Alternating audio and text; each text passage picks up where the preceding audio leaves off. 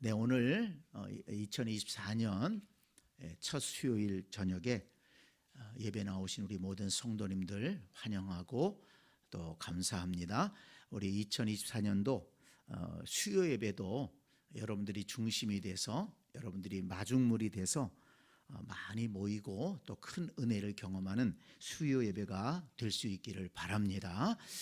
그리고 또 우리 수요 예배에 좀 더 우리 젊은 분들이 좀 많이 나오셨으면 좋겠어요. 그래서 말씀을 잘 배워야 끝까지 신앙생활을 잘 할 수 있습니다. 그래서 우리 전도회에서 또는 목장에서 우리 수요 예배에 함께 동참해서 말씀 같이 배우자 이렇게 좀 광고를 좀 많이 해주시고 여러분들 말씀을 잘 배우고 그리고 그 말씀 배운 것을 자랑하고 또 말씀 배운 것을 또 좀 얘기해주고 그래서 수요일에 기대를 가지고 모여서 말씀을 잘 배우면 좋겠습니다. 그리고 금요일에는 또 모여서 열심히 기도하고 그래서 말씀과 기도의 소문이 나서 은혜를 사모하는 심령들이 모일 수 있는 말씀과 기도를 통해서 신앙이 더 풍성해지는 우리 2024년 새해가 될 줄로 믿습니다. 그렇게 기도하고 함께 협력해 주시기를 바랍니다. 자, 우리 데살로니가 후서 이제 순서에 따라서 2장 공부할 텐데요. 2장 1절로 12절 말씀은 데살로니가 후서를 공부해 보면 가장 중심되는 내용이라고 할 수가 있습니다. 무슨 말인가 하면 바울이 지금 데살로니가 교회 성도들을 생각하면서 편지를 썼지 않습니까? 지금 전서를 썼는데 얼마 전에 편지를 보냈어요. 그러고서는 그렇게 오래 지나지 않은 때 다시 편지를 썼습니다. 왜 이렇게 다시 편지를 써야만 했을까? 오늘 우리가 읽은 이 말씀에서 우리가 배울 말씀에서 그 이유가 나타납니다.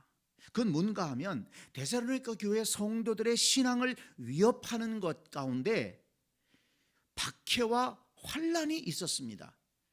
그 박해와 환난을 데살로니가 교회 성도들은 잘 이겨내고 있었어요. 자, 1장 4절을 보세요. 그러므로 너희가 견디고 있는 모든 박해와 환난 중에서 너희 인내와 믿음으로 말미암아 하나님의 여러 교회에서 우리가 친히 자랑하노라. 너희가 견디고 있는 모든 박해와 환난이라고 그랬어요. 그 박해와 환난을 인내와 믿음으로 잘 견디고 있습니다.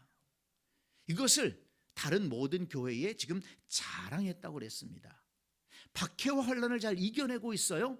그런데 또 하나 데살로니가 교회 성도들의 신앙을 위협하는 것이 있었는데 그것은 이단 사설이었습니다.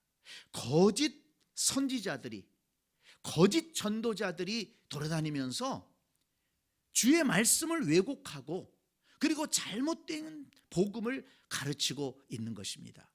그래서 그 소식을 듣고 바울은 지금 바른 신앙, 바른 복음을 전하기 위해서 이 데살로니가 후서를 급하게 기록을 했다는 것입니다.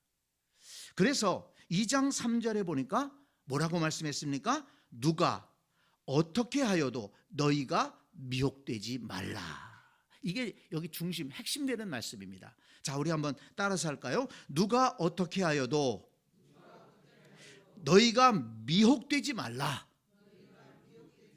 네, 지금 분명하게 말씀하는 거예요. 누가 와서 무슨 소리를 해도 미혹되지 마라. 내가 너에게 전한 복음, 예수 그리스도의 복음을 굳게 붙잡고 나가야지. 누가 와서 이런저런 얘기한다고 그래서 그거 혹해가지고 따라가지 말아라. 지금 그 얘기를 하고 있는 것입니다. 자, 그러면 그게 뭐냐? 자, 1절 보세요. 1절 형제들아 우리가 너희에게 구하는 것은 우리 주 예수 그리스도의 강림하심과 우리가 그 앞에 모임에 관하여. 지금 이단들이 와서 잘못되는 것, 거짓 복음을 가르치는 게 뭐냐면 예수 그리스도의 강림하심과 우리가 그 앞에 모임에 관하여. 예수 그리스도께서 강림하셨고 재림하셨고 그리고 우리가 주님 앞에 모이는 그것에 대해서 잘못된 가르침을 했다는 것입니다. 어떻게 잘못 가르쳤느냐? 2절 보세요. 영으로나 또는 말로나 또는 우리에게서 받았다는 편지로나 주의 날이 이르렀다고 해서, 주의 날이 이르렀다고 해서 주님의 재림이 이미 있었다는 거예요. 그렇게 잘못 가르치는 사람들이 있었는데 거기에 혹하는 사람들이 있었다는 거예요. 주님은 이미 강림하셨어. 재림하셨어. 왜냐하면 그 당시에 이 초대교회 성도들의 신앙을 본받아서 어떤 흐름이 있었냐면 주님의 재림을 사모하는 그런 간절한 마음이 있었어요. 왜냐하면 주님께서 하늘로 승천하실 때 뭐라고 말씀하셨습니까? 내가 너희가 본 그대로 올 것이다. 그래서 금방 올 줄 알았던 거예요. 주님의 재림에 대해서 굉장히 사모하는 마음이 있었는데 엉뚱한 사람들이 나타나서, 거짓 전도자들이 나타나서 주님이 이미 재림하셨어. 근데 우리가 그걸 못 본 거야. 이렇게 가르치는 사람들이 있었는데 그 가르침을 쫓아가는 그런 사람들이 있었다는 것입니다. 그래서 지금 바울은 예수 그리스도의 강림하심과 예수 그리스도의 재림, 그리고 우리가 그분 앞에 모이는 그 거룩한 모임에 대해서 이 잘못 가르치는 그런 거짓 전도자들의 그런 가르침에 넘어가지 말고, 미혹되지 말고 다시 오실 주님을 기다리면서 너희의 믿음을 굳게 지켜야 된다. 그리고 이제 우리가 전서에서도 그런 말씀이 나왔습니다만은 이제 이 후서 뒷부분에 가보면 예수 그리스도께서 이미 재림하셨다라고 그렇게 믿으면서 가정생활에 소홀히 하고 직장생활에 소홀히 하는 그런 사람들이 있었던 겁니다. 그래서 엉터리로 신앙생활을 하는 거예요. 그리고 교회 와서 그냥 시간만 보내고 그러면서 다른 사람들에게 피해를 주고 짐이 되는 그런 사람들이 있었다는 것입니다.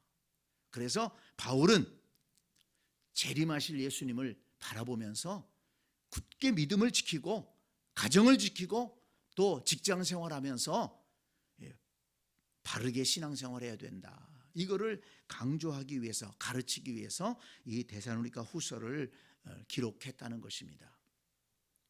자, 그러면 우리가 여기서 이 거짓 전도자들이 가르치는 이 내용 중에서 우리가 주목해 봐야 될 것이 뭐냐면, 이 바울 시대에 데살로니가 성도들을 향해서만 이게 말씀하는 것이 아니라 오늘날에도 이런 이단들이 그대로 활동하고 있다는 거예요.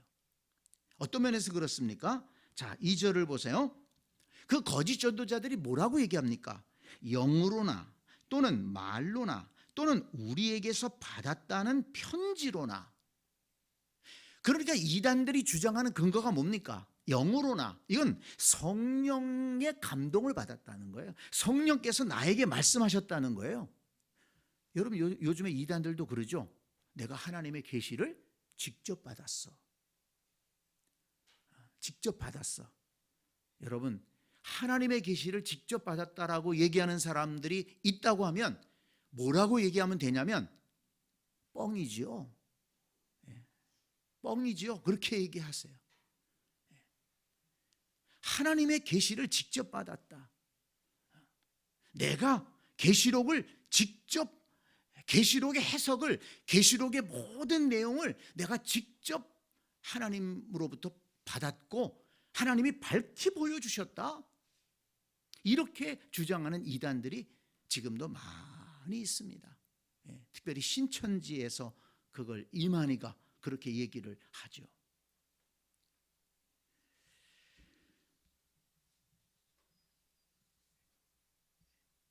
조금 이따 제가 그 근거되는 성경을, 분명한 성경을 제가 말씀드릴 텐데요. 그리고 또 하나, 여기 말로나, 이 말로나, 이것은 말씀으로 마치 사도들이 그렇게 가르쳤다라고, 사도들의 가르침을 빙자해서 거짓되게 가르치는 사람들이 있었다는 것입니다. 그리고 또 우리에게서 받았다는 편지로나, 바울에게서 이런 편지를 받았어. 바울이 나에게 이렇게 얘기했어. 그러니까 하나님의 말씀, 성경을 왜곡해서 가르친다는 거예요. 내가 직접 계시를 받았어. 또는 주의 말씀이나 예수님의 말씀이나 또는 사도들의 가르침을 왜곡해서 이것은 내가 묵상하면서 말씀을 깨달은 거야, 이러면서 잘못되게 가르친다는 것입니다. 또 오늘날의 이단들도 그렇게 하지 않습니까? 내가 직접 계시를 받았어. 그리고 이 성경 말씀은 이렇게 해석해야 되는 거야. 엉뚱하게 갖다 붙이면서 성경을 해석하는 것을 볼 수가 있는데 거기에 많이 따라간다는 거예요. 자, 그러면 히브리서 1장 말씀을 한번 찾아보겠습니다. 히브리서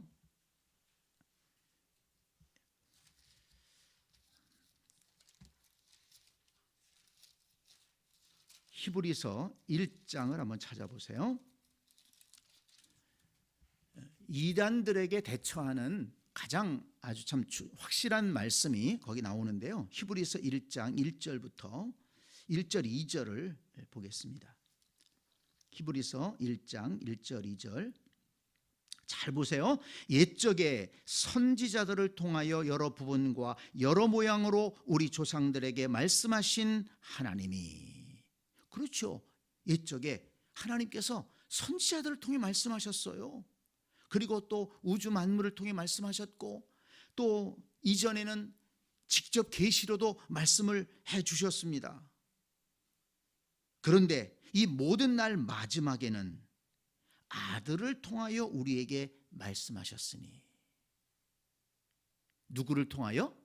아들을 통하여. 중요한 내용입니다. 아들을 통하여 말씀하셨다. 이 아들이 누굽니까? 예수 그리스도를 통해서 말씀하셨다는 겁니다. 옛적의 선지자들을 통해서 말씀하신 하나님이 마지막 날에는 아들을 통하여 우리에게 말씀하셨다. 이 아들을 만유의 상속자로 세우시고 또 그로 말미암아 모든 세계를 지으셨느니라. 그러니까 하나님의 계시의 말씀은 예수 그리스도를 통해서 우리에게 전해진 것입니다. 그리고 예수 그리스도에게서 그 말씀은 완성이 됐어요. 그래서 오늘날에도 하나님의 계시는 무엇을 통해서 우리에게 임합니까? 예수 그리스도의 말씀을 통해서 우리에게 오는 것입니다.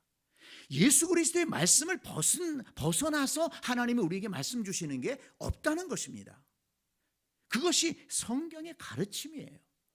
그런데 이단들은 예수 그리스도의 말씀 외에 자꾸 다른 거를 얘기합니다.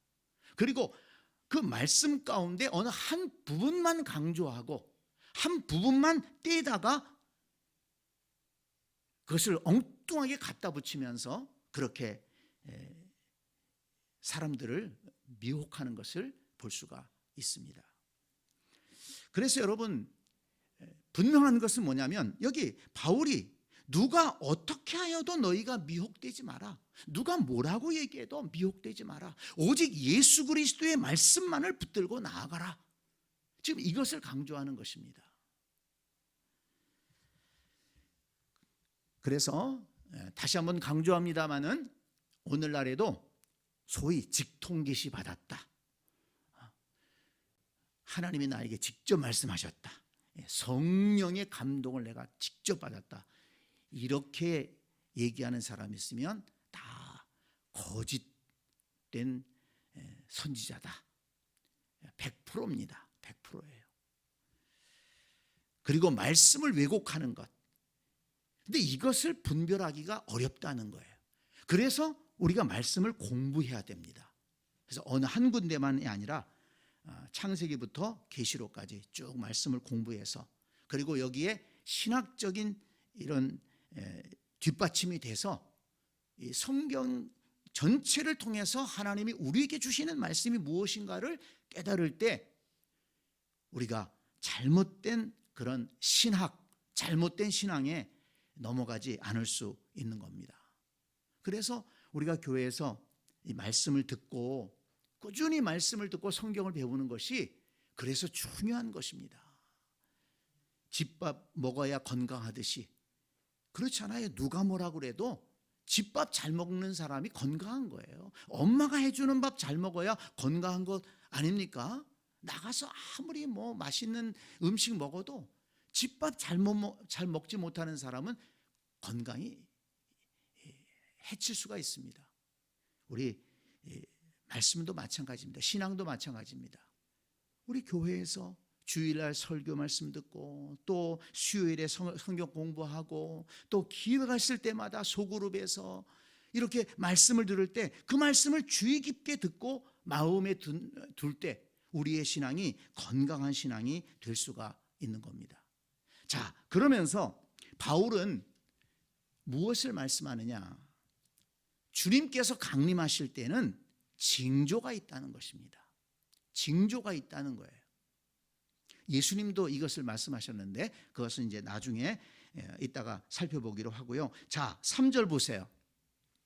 3절, 누가 어떻게 하여도 너희가 미혹되지 말라. 그리고서 먼저, 이 먼저는 무엇의 먼저일까요?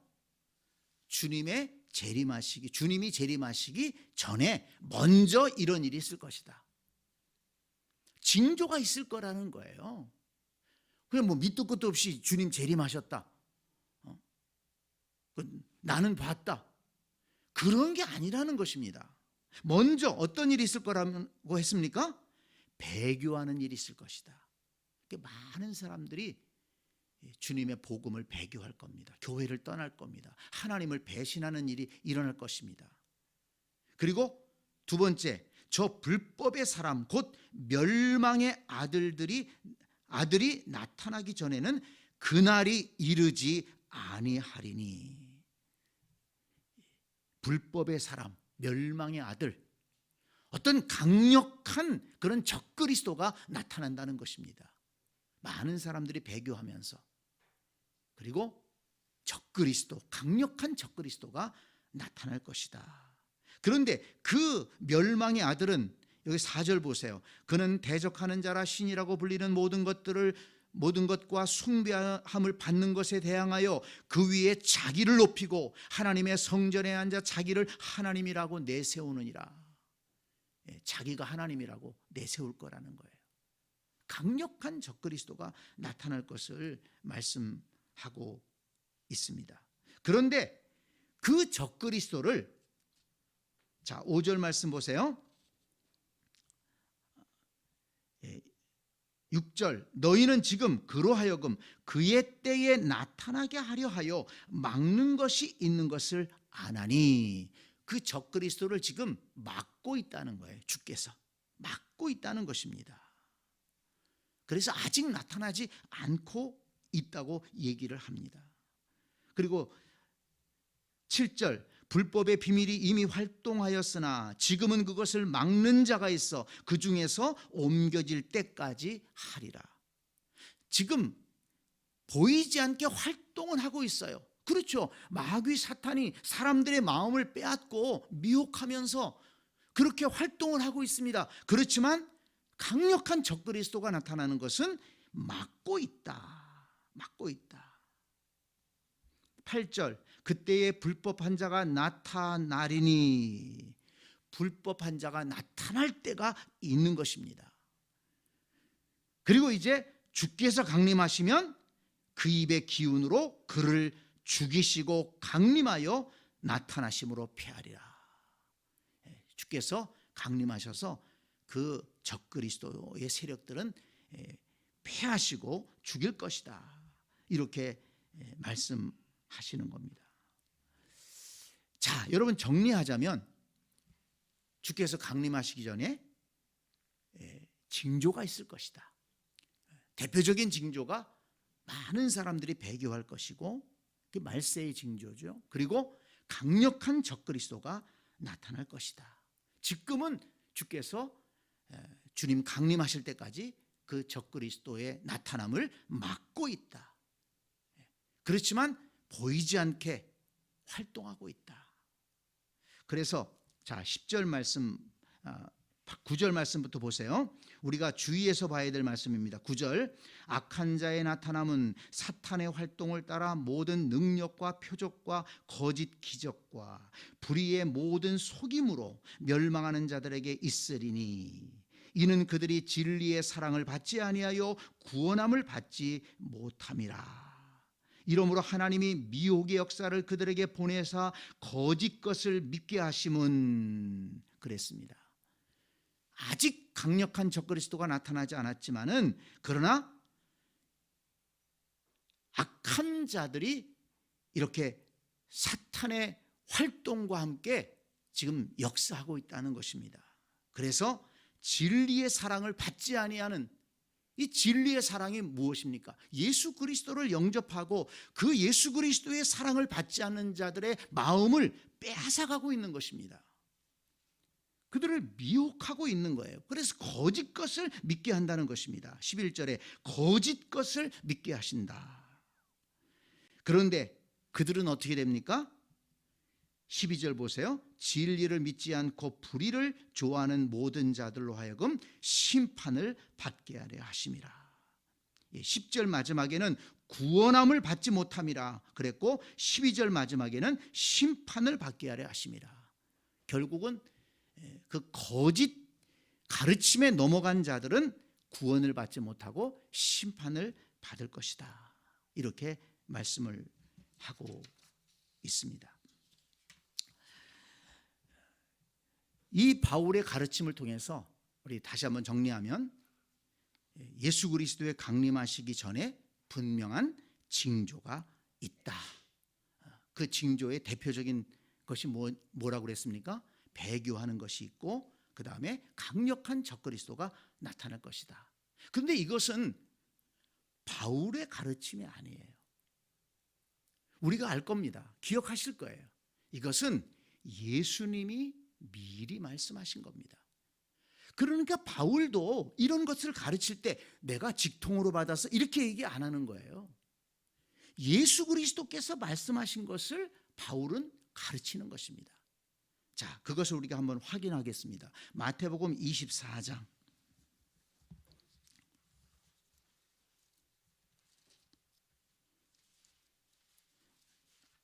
여러분 지금 말씀 배울 때 잘 배우시기 바랍니다. 기억해 두시기 바랍니다. 그래야지 우리도 절대 이런 잘못된 것에 넘어가지 않고 우리의 믿음을 지킬 수가 있는 겁니다. 자, 마태복음 24장 3절부터 볼 텐데요. 이걸 자세하게 다 보려면 너무 시간이 오래 걸리기 때문에 큰 주제별로 넘어갈 텐데 그렇게만 봐도 확실하게 알 수 있습니다. 자, 3절을 보세요. 마태복음 24장 3절. 예수께서 감람산 위에 앉으셨을 때에 제자들이 조용히 와서 이르되 우리에게 이르소서 어느 때에 이런 일이 있겠사오며 또 주의 임하심과 세상 끝에는 무슨 징조가 있사오리까. 네, 예수님께서 마지막 때를 가르치시니까 제자들이 찾아와서 물어보는 거예요. 어느 때 이런 일이 있겠습니까? 주의 임하심과 세상 끝에는 무슨 징조가 있사오리까? 징조를 물어봤습니다. 그때 예수님이 4절 보세요. 예수께서 대답하여 이르시되 너희가 사람의 미혹을 받지 않도록 주의하라. 조금 전에 데살로니가 말씀에서 바울이 얘기한 것과 같은 말씀을 먼저 예수님이 하셨네요. 누가 어떻게 하여도 너희가 미혹되지 말라. 바울이 얘기했는데 바로 이것도 예수님이 말씀하셨던 것입니다. 자, 그러면서 5절부터 보면 예수님이 재림하시고 세상 끝날이 올 때 징조에 대해서 말씀하십니다. 자, 보세요. 먼저 5절. 많은 사람이 내 이름으로 와서 이르되 나는 그리스도라 하여 많은 사람을 미혹하리라. 뭡니까? 가짜 그리스도가 많이 나타날 것이다. 그래서 사람들을 미혹할 것이다. 예. 엊그저께 그 가짜 그리스도가 한 분 돌아가셨죠. 혹시 뉴스 보셨습니까? 예. 제가 누구라고 구체적으로 얘기를 안 해도 네, 한 분 또 돌아가셨어요. 예, 그 가짜 그리스도라고 이렇게 내세우던 분이 있었습니다. 그런데 우리 시대에도 자기가 예수고 자기가 재림 예수라고 했던 사람들이 많이 있죠.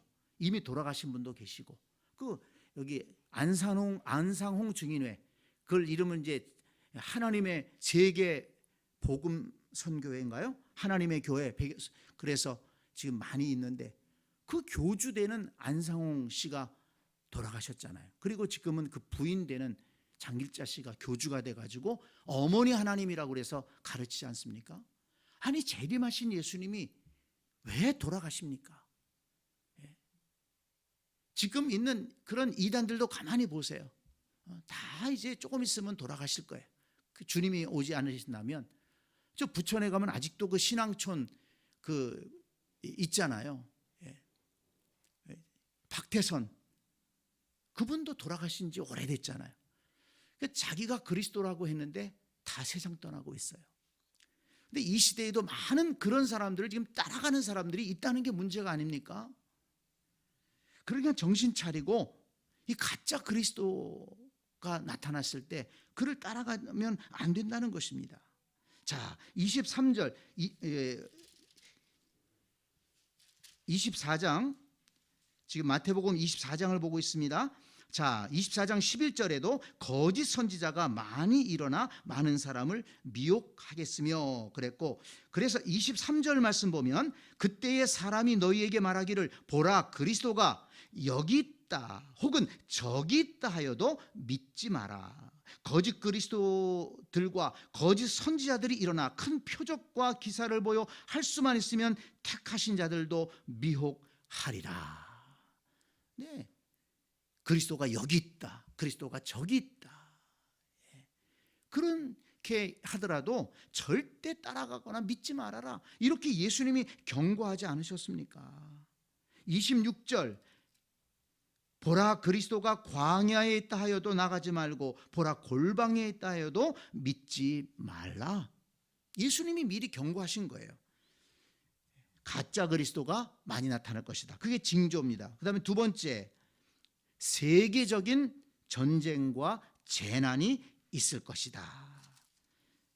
6절 말씀, 24장 6절 난리와 난리 소문을 듣겠으나 너희는 삼가 두려워하지 말라. 이런 일이 있어야 돼. 아직 끝은 아니니라. 민족이 민족을, 나라가 나라를 대적하여 일어나겠고 곳곳에 기근과 지진이 있으리니 이 모든 것은 재난의 시작이니라.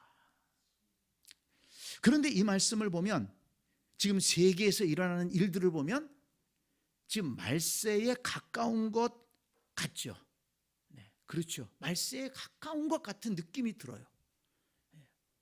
지금 곳곳에 전쟁이 있고 나라가 나라를 향해 싸우고 민족이 민족 싸우고, 또 어저께 또 우리 가까운 곳에서 또 대지진이 있었잖아요. 이런 일들이 일어나는 것을 보면 참 말세가 가까우지 않았는가 이런 생각이 들기도 합니다마는 세계적인 전쟁과 재난이 있을 것이다. 이것이 마지막 날의 징조라는 것입니다. 그것과 아울러서 세 번째는 큰 환난이 있을 것이다. 우리 하나님의 백성들에게 큰 환난이 찾아올 것이다. 9절 말씀, 마태복음 24장 9절 그때 사람들이 너희를 환난에 넘겨주겠으며 너희를 죽이리니 너희가 내 이름 때문에 모든 민족에게 미움을 받으리라. 하나님을 믿는다는 그 이유 때문에 많은 사람들에게 환난을 받을 것이다. 미움을 받고 환난을 받을 것이다. 10절 그때 많은 사람이 실족하게 되어 서로 잡아주고 서로 미워하겠으며 12절 불법이 성함으로 많은 사람이 사랑이 식어지리라. 21절 내려가서 21절 이는 그때에 큰 환난이 있겠습니다. 창세로부터 지금까지 이런 환난이 없었고 후에도 없으리라. 네, 주님의 재림의 징조 세 번째, 큰 환난이 있을 것이다. 그 다음에 네 번째 징조는 14절을 보겠습니다. 14절 이 천국 복음이 모든 민족에게 증언되기 위하여 온 세계에 전파되리니 그제야 끝이 오리라. 주님 재림하시기 전까지 모든 민족에게 복음이 전파될 것이다. 이렇게 말씀하고 있습니다. 제가 언젠가도 말씀드렸지만 그럼 모든 민족에게 복음이 전파되는 것이 언젠가, 무엇을 보고 그것을 알 수 있느냐? 그 선교사들 가운데서 그런 얘기를 합니다. 지금 모든 민족의 언어로 성경이 번역될 때, 그때가 모든 민족에게 복음이 전해진 것이다. 그렇게 볼 수 있다. 굉장히 타당한 것 같아요. 그런데 아직도 이 세계 민족의 방언들, 아주 소수 그런 민족들이 있는데, 부족들이 있는데 아직도 그들의 언어로 성경이 번역되지 않은 그런 것이 있다는 거예요. 그래서 성경 번역 선교사들이 가서 지금 열심히 그 일을 하고 있는데요. 어쨌든 예수 그리스도의 복음이 모든 민족에게 전파될 때, 그때가 재림의 때일 것이다. 이렇게 성경은 말씀하고 있습니다. 자, 그다음에 다섯 번째, 이 예수 그리스도의 재림은 우주적인 울림이 있을 것이다. 온 우주적인 울림이 있을 것이다. 그러니까 세계 어느 곳에서 어느 한 구석에서 이렇게 일어나는 사건이 아니라는 것을 예수님은 말씀하셨습니다. 자, 27절 번개가 동편에서 나서 서편까지 번쩍임같이 인자의 임함도 그러하리라. 분명하죠. 예수님이 재림하실 때 어떻게 된다고요? 번개가 동편에서 나서 서편까지 번쩍임같이 누구나 볼 수 있다는 거예요. 29절 그날 환난 후에 즉시 해가 어두워지며 달이 빛을 내지 아니하며 별들이 하늘에서 떨어지며 하늘의 권능들이 흔들리리라. 그때의 인자의 징조가 하늘에서 보이겠고 그때의 땅의 모든 족속들이 통곡하며 그들이 인자가 구름을 타고 능력과 큰 영광으로 오는 것을 보리라. 아멘. 한번 거기 읽읍시다. 그들이, 시작. 그들이, 인자가 구름을 타고 능력과 큰 영광으로 오는 것을 보리라. 세계 민족이 다 볼 수 있다는 거예요. 이걸 믿지 않는 사람들은 지구가 둥근데 이쪽에 있는 사람이 보게 되면 저쪽에 있는 사람은 못 볼 것이 아니냐, 이렇게 얘기합니다만은 그것은 사람의 생각이고, 주님의 재림은 온 우주적인 울림이요, 우주적인 사건이 되어서 하늘로부터 천군 천사와 함께 큰 나팔 소리와 함께 영광 중에 그 주님이 오실 것이고 그 주님을 보게 될 것이다. 31절 그가 큰 나팔 소리와 함께 천사들을 보내리니 그들이 그의 택하신 자들을 하늘 이 끝에서 저 끝까지 사방에서 모으리라. 그럼 여러분, 이 말씀의 핵심이 뭡니까? 아까 말씀드렸지만 어느 한 구석에서 그렇게 일어나는 사건이 아니라는 거예요. 몇 사람만 보는 그런 사건이 아니라는 것입니다. 전 우주적인 그런 사건이 될 것이다. 그렇죠. 예수 그리스도의 재림의 그 사건은 이 구원의 완성인데요, 그리고 하나님의 심판의 사건이고 하나님의 백성들을 구원해서 하나님의 나라로 인도하시는 엄청난 하나님의 구속사의 사건이기 때문에 그렇게 어느 한쪽에서 우물쭈물 일어나는 사건이 아니라는 것입니다. 자, 그러면 이런 많은 사건이 있을 때 정말 가장 중요한 것이 뭘까요? 13절 말씀을 봅니다. 마태복음 24장 13절 같이 읽습니다. 시작. 그러나 끝까지 견디는 자는 구원을 얻으리라. 아멘. 이 중요한 말씀이죠. 여러 가지 징조가 있을 건데 이런 징조들 가운데라도 주의 복음의 말씀을 굳게 붙잡고 끝까지 믿음을 지키는 자는 구원받으리라. 우리가 붙잡아야 될 말씀인 줄로 믿습니다. 예수님이 제가 정리해 보면 5가지의 징조를 말씀하셨잖아요. 거짓 그리스도가 많이 나타날 것이다. 세계적인 전쟁과 재난이 있을 것이다. 큰 환난이 있을 것이다. 온 세상에 복음이 전파될 것이다. 그리고 주님의 재림은 우주적인 사건이 될 것이다. 이런 징조가 있으면서 주님은 재림하실 것이다. 그렇기 때문에 예수님 뭐라고 말씀하셨다고요? 사람의 미혹을 받지 않도록 주의하라. 바울이 뭐라고 얘기했습니까? 누가 어떻게 하여도 너희가 미혹되지 말라 말씀하신 겁니다. 우리는 오직 예수 그리스도의 복음을 붙들고 예수 그리스도를 주님으로 영접하고 그 말씀을 마음에 새기고 예수 그리스도의 말씀을 따라 살려고 인내하면서 살아갈 때 우리에게 구원이 임하고 또 우리에게 하나님의 나라가 은혜 가운데 주어지게 될 줄로 믿습니다. 오늘 말씀을 우리 잘 기억하고 어떤 그런 미혹하는 세력들 또 거짓 그리스도 거짓 전도자들이 있을지라도 우리 넘어가지 말고 우리가 받은 이 복음을 굳게 붙들고 구원에 이르고 하나님의 나라까지 이룰 수 있는 저와 여러분들이 될 수 있기를 간절히 축원합니다. 아멘.